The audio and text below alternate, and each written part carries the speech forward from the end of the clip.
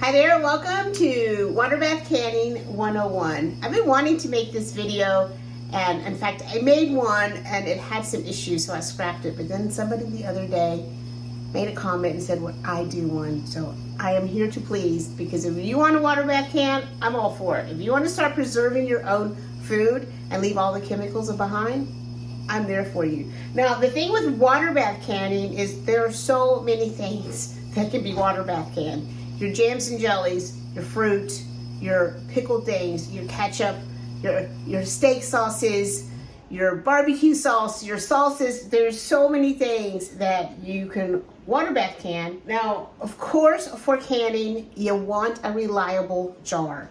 So you don't want to go to the dollar store and get a jar that looks like a mason jar, but it's really just a decorative jar. They can break on you.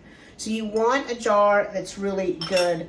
As your standards or Anchor Hockey or Ball, 4 jars, make sure that your jar is actually made for canning. And the same with your flats. Get a reliable flat. So these are superb. 4 jars, they're great. I don't ever have an issue with them. If I ever have one not sealed, it's usually a ball one. So get a really good flat, and all you got to do is wash it and it's ready to go for you. But only can with this one time. Now, after it's canned, you can still use it to store stuff, but you only want to use that seal one time to can. Now, you don't have to have a big expensive pressure canner. Really, all you need is a pot that's big enough that once your jars are in it, the water can sit 1 to 2 inches. I usually try to go for 2 if I can. So you just need a great big pot. Any pot will do. Now they sell these racks that can fit down in it. It doesn't fit in this one. So because that doesn't fit in this pot, I just kind of rig this one here with this little rack. And because you just want to make sure your jars aren't touching the bottom. So you don't have to buy an expensive pot. And some things that are handy are things like a wide mouth funnel to fill your jars, and a picker upper, because when you're dropping into hot boiling water and pulling out of hot water, you don't want to trust this to like a pair of tongs or something. You want something that's going to give you a reliable grip. Something, and this could be a chopstick. It doesn't have to be like this. Usually these things come together. If you buy one of these racks, and these come in different sizes, you can get one that's smaller. There actually is one that will fit in here. And usually all these things come in a little package together, so you get them all. This particular thing, it measures how much headspace, because everything's going to have a different headspace, from 1 inch to 1/4 of an inch. And every recipe that's calling for canning is going to tell you the headspace for that recipe, so you don't have to worry about and guess. But this also works to remove air bubbles. And then this is amazing for picking up your flats to put on to your jars. Now, before you get started, just wash your jars, soap and water, and wash your flats, and then they're ready to go for you. All right, the pot is filled with water. It's on the stove, heating up. If you have hard water, put some vinegar in there, just a splash of vinegar, white vinegar, and it'll keep your jars from getting that white cloudiness on them. Now, for today's lesson, we are just canning 1 jar. And sure, you can water bath can 1 jar. You can water bath can 100, or you can water bath can 4. Sometimes I'll just take 3 pairs, and then bam, I've got 3 pints of canned pears. You don't have to be a homesteader with all of this produce coming in. You can still treat your family to homemade food without it being in abundance. Just enough for what you need.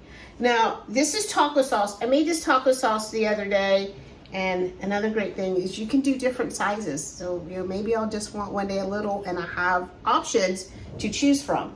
But what happened was one did not seal. So Every so often it happens. This was a Denali ring that fell on me. Usually they're pretty good. So don't panic. If you have one that failed, just put it in the refrigerator and use it. Or you can recan it.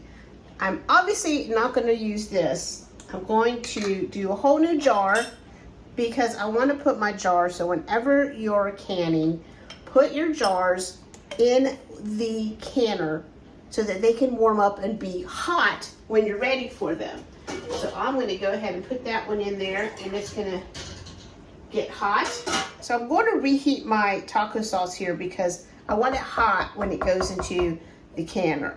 So whenever you're canning, you want your liquid to be hot, because I will can, again, say pears, and not heat them up, but the syrup that I'm pouring over them is hot. And I just do that. I don't like my pears too mushy, so I don't like to put them and cook them. But you want your jars hot, and you want what you're canning to be hot, or at least the liquid to be hot. Because maybe, again, you're canning pickles, and it's okay if the cucumbers are cold, but you pour the hot liquid over them. So I wouldn't put this cold jar with this cold sauce into my boiling water, if that helps. So I have my little system set up here. I just have a little sheet tray with a towel on it. I like to make mine mobile, and especially when I'm canning on the boat in such a smaller space, it's nice to have something mobile that I can pick up and move out of my way. So that's just what I like to do. But you're going to want a towel for when those come out of your water bath canner to set them on. And then they're gonna need to sit there 12 to 24 hours. So again, I will set them on my tray, and then I can move that out of my galley so they're not in the way waiting for that time. Now always put a couple extra jars into there to heat up for you, because you'll find sometimes you need it, and it's great to have that jar all hot and ready to go. All right, so my canner is almost to a boil. So my jar is hot. My taco sauce is reheated. So I'm going to pour my taco sauce into my jar. And now I just want to use this. I just want to remove any air bubbles and let it sink down. I don't know if you can tell how much that sank down. If I had more, I would go ahead and add a little more to my headspace, but I'm a little under, and that's okay. Now, it's always important to clean your rims, because if there's anything sticky on there, you're not going to get a good seal. I just have a little bit of vinegar here and a little piece of flour sack towel to clean my rims, because it's important to get a really good seal. And then on with your flat. And then finger tight. So don't think you have to put it as tight as you can. You just want it finger tight. All right, so now we're just gonna go down into there. Make sure it's sitting on the rack and not on the bottom. And as you can see, I have almost 2 inches of water above it. I'm gonna put the lid on. And we're going to wait for this to come back to a roiling boil. Now, do you see this is at a roiling boil? Make sure it is boiling like this before you set your timer. Now, for this is 15 minutes. So now that I know it's at a boil, I'm going to set my timer for 15 minutes. So because I'm at sea level, I'm 15 minutes. But if I was at a higher altitude, depending on the altitude, it usually adds about 5 minutes. Here's a little cheat sheet for you. And this is all, there's the whole article that covers all of this on the website. So in case I missed anything, or if you have any other questions, always ask me or check out the website. Now that my timer went off, I'm going to turn that off, and I'm going to remove the lid.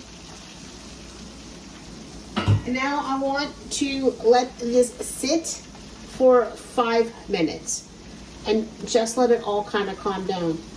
The liquid in that jar is boiling just like the water's boiling. So if I pulled it out now, it's a real big drastic temperature change, and that can cause siphoning. So just Give it 5 minutes to chill out, and then you can take it out. All right, so my 5 minutes are up, and then you're going to remove your jars, because I'm assuming you're going to be doing more than one, onto your towel, where you're going to let it just sit for 12 to 24 hours. So now we're at the next day when it's had time to sit and cool down, and then what you're going to do next is remove the ring. You don't want to store these with the ring on, because it can create a false seal. So don't store them with the rings. And then you're going to test to make sure that it's sealed. So you should not be able to push this up and down. It needs to stay very solid, and you should be able to pick it up by the flat, just like that. So you know that it's sealed. And sometimes they don't seal. Just like that one didn't. It happens. Maybe I didn't clean the rim good. Maybe it was just a failure of the flat, but it's not a big deal. Again, you can just throw it right in the refrigerator and use it, or recan it. And don't forget to label and date. I think some of the things, the top highlights of things that might go wrong is not letting your water come to a full boil before you set your timer, not cleaning your rims good, over tightening your rings, and not letting that water kind of settle about 5 minutes when you turn the heat off. And there you have it. Easy water bath canning. So this summer when you're out there getting peaches and fresh fruit, can them. Don't rely on that canned stuff at the store with citrus acid and all that stuff you don't want. You can create your own anything you want, and you can use your own sweeteners. You can make your own jams with honey or maple syrup.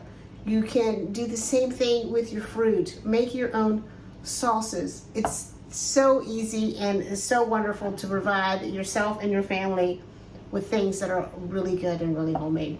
And I'll see y'all later. So any questions, let me know. And if you haven't, hit the subscribe button or follow along for a lot more canning coming up. I'll see y'all later. Bye.